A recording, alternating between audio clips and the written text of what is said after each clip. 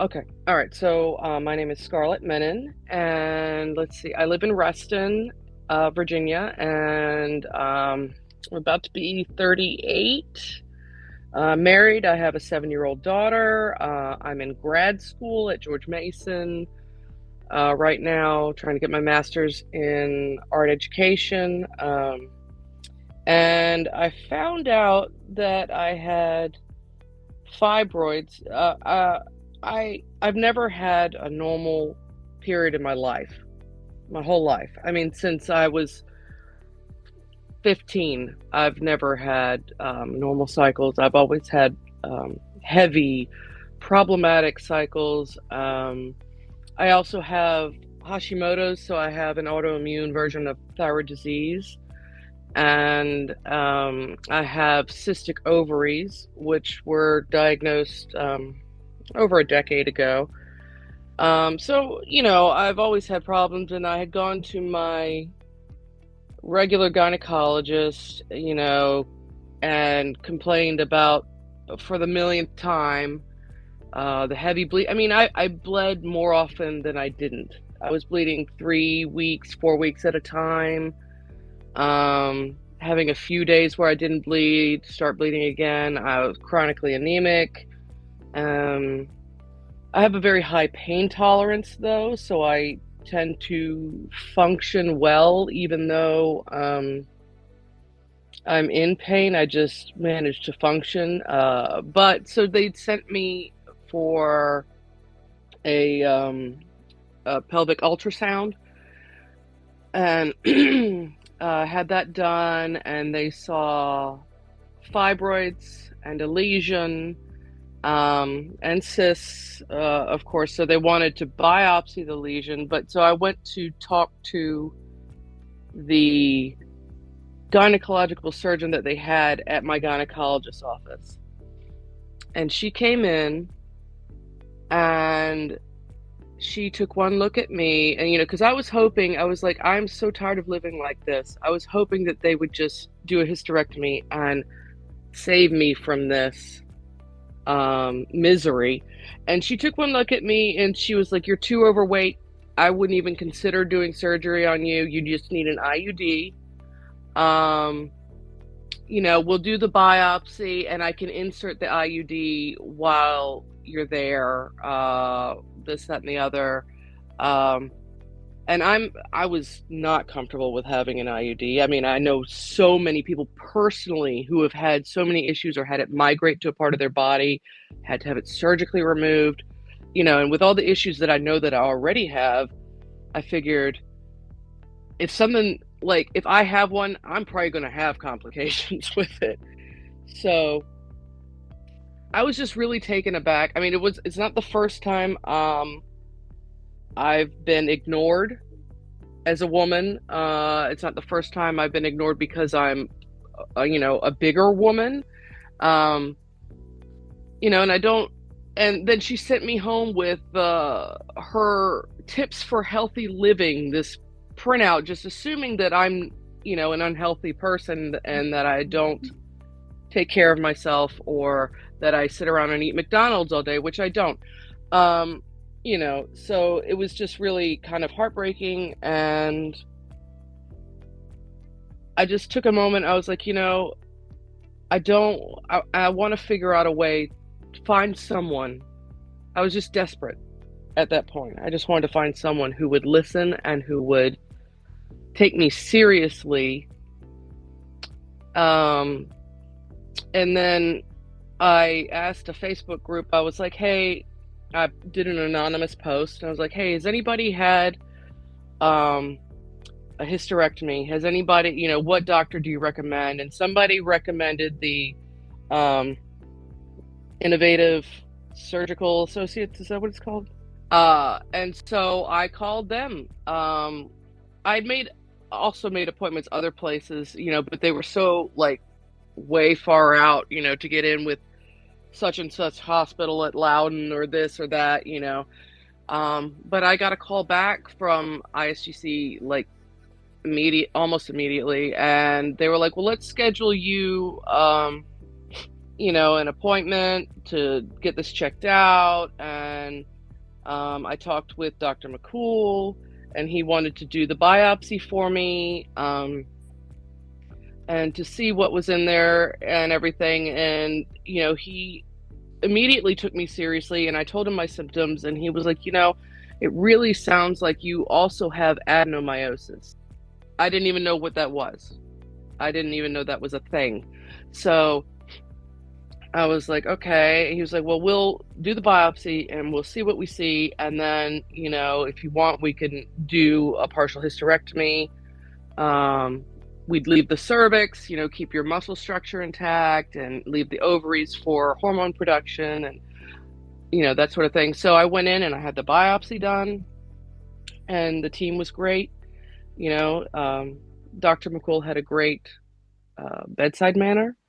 He explained everything really well. The anesthesiology team were great. I had my friend take me, and she drove me up there, and it didn't take very long, and I had minimal pain. I mean, there was some pain, but anyways, I had, and afterwards I actually had more bleeding than I should have, like for day, and so I called, and the Dr. McCool got back to me, and he was like, well, go to Fair Oaks ER, and they'll probably give you a medication called TXA to stop the bleeding. And so basically I had bleeding because of the adenomyosis, because it causes that, and it causes my uterus not to be able to contract to stop bleeding. So I went in, and they took care of me, because and I gave them his number, and they contacted him, and he was very responsive, and they gave me the medicine, solved the problem. Everything went super well after that. And then he told me my results. He said that I have severe adenomyosis, and he was like, I don't know how you've been functioning. And I had fibroids, and he was like, yeah, I think a hysterectomy, because, and I didn't know if I also had endometriosis, because that doesn't show up on scans. The treatment for adenomyosis, the only permanent treatment is a hysterectomy. So I scheduled, I talked to my endocrinologist and everybody, and they were like, yeah, do it, and so we scheduled it for December 6th, which was a few months out. It was like the day after my semester ended, literally. All my final coursework for that semester, I was like, peace out, I'm gonna go have surgery tomorrow. Like, throughout my life, ever since I'd been menstruating, I had run the gamut of different birth controls. I mean, they started me on Depo when I was in high school, because I was bleeding so much. So, and I was on that for a couple years, and then, I've tried all different things, and nothing has ever given me any actual relief or help or anything. I mean, it worked as far as birth control. I have a 7-year-old, so I had to prepare in that sort of way, get everything kind of, because she was still in school. At that, she still had like another week or so of school, which actually worked out good, because I could just recuperate while she was at school, and she wouldn't be in there pestering me like, mommy. Luckily my husband works from home, so he was able to, but he took that whole week off just in case. But I mean, he was able to go back to work like halfway through the week, because I was doing fine. For me, I bought, I assumed that I would have some bleeding, after this sort of surgery. I mean, I've had a cesarean, and I was like, okay, so I got, like some Depends. I was like, they're comfortable, and then I don't have to worry about, fixing a pad and moving it around, or whatever. I can sleep in them. So I got that, and just some like snacks and things that I could eat, and but that was mainly it. I got the Hibiclens, which they told me to use beforehand, which I've had other surgeries, so I'm familiar with using that before surgery. But other than that, I didn't. There was no really major preparations that I had to do. I made sure I got all my schoolwork done so that I could recuperate and not have to worry about any last minute stuff or things like that. It was close to Christmas, so I kind of got most of my Christmas shopping done early. I mean, he told me, like, I'm thinking in my mind, there is no way. I'm like, okay, yeah, they say a week, whatever, but there's no way. He was like, yeah, people are back to, work after a week. And I'm like, this is a major abdominal surgery, and like they're taking out an organ. And I've had other abdominal surgery. I've had a cholecystectomy. I've had a cesarean, emergency cholecystectomy that almost killed me, actually. And I know that the healing process for those surgeries was a long, painful thing. So I expected to need to recover for longer than what they said was the recovery period. Turns out I was wrong because I was fine in a week. I was like so surprised about how I mean, I wasn't like, I wouldn't go run a marathon or anything, but I could function fine. I only had to take the prescription painkillers for like the first 24 hours. I mean, there was some discomfort. Ice packs helped a lot and managed most of my pain. And then after that, it was just the ibuprofen that they gave me.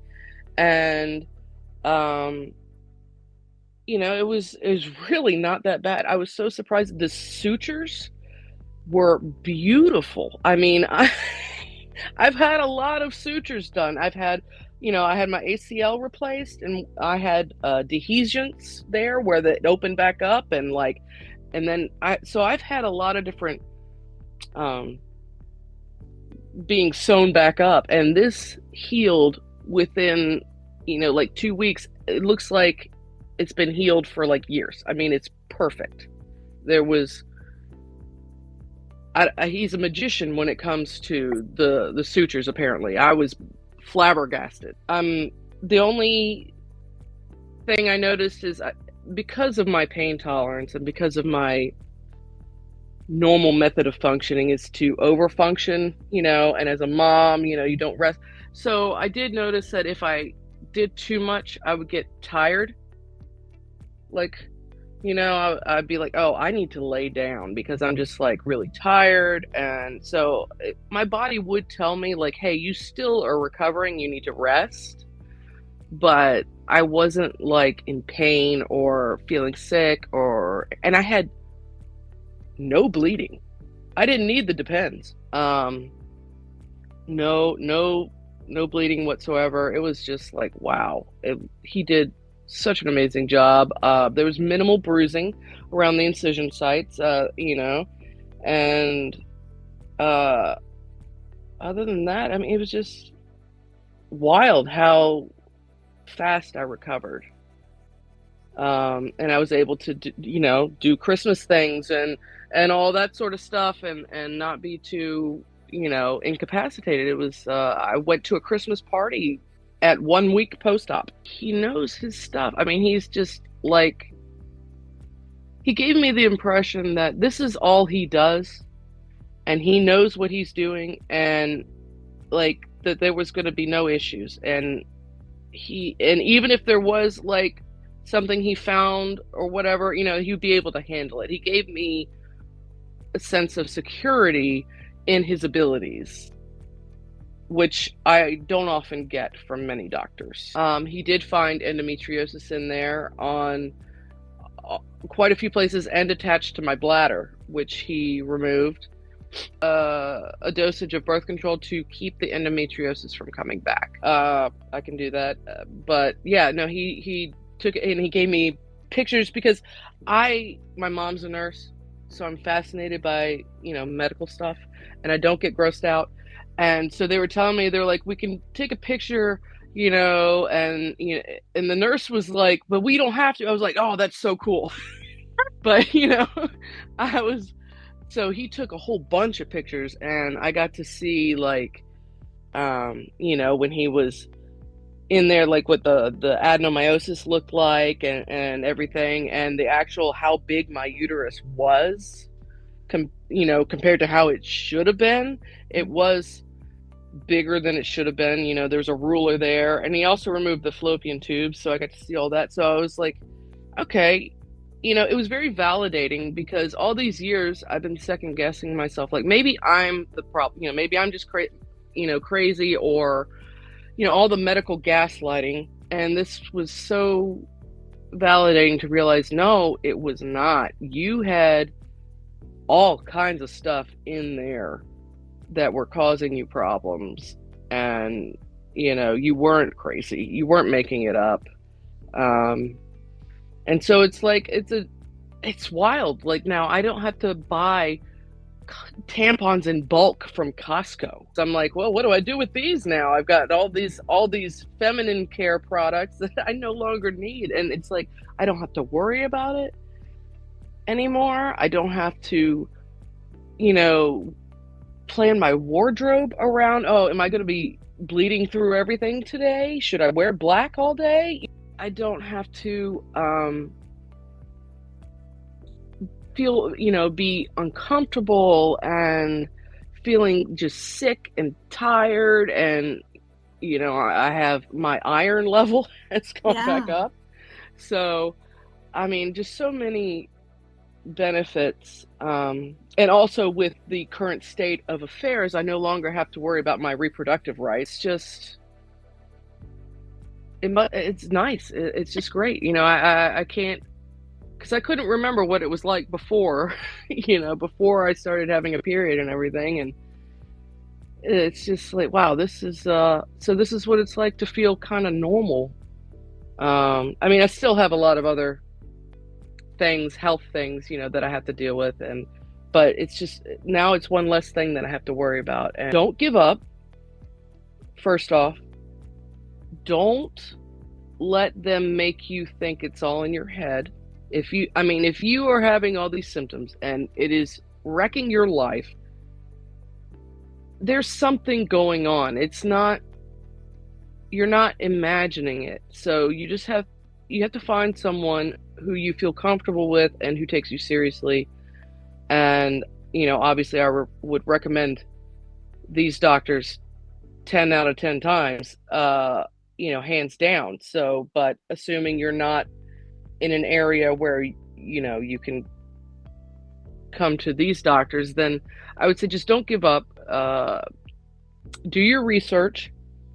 It helps to have knowledge, because then you can ask better questions. And push to get scans done, like an ultrasound or things like that. And just trust your instincts on it, and don't give up until you can get the treatment you feel like you need.